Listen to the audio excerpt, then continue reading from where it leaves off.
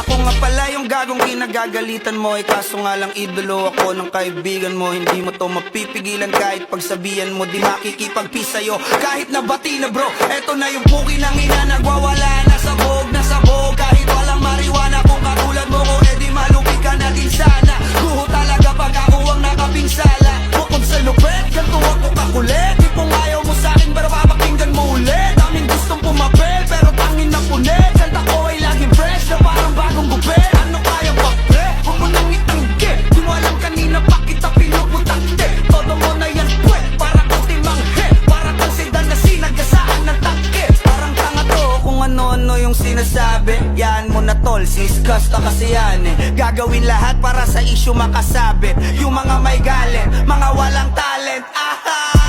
Di pa ako tapos. Akala nyo kaya nyo mapatigil si Dasos? Mas lalong nanggigigil to lalo pag di pa os. Di ganun kasikat, at least di ako laos.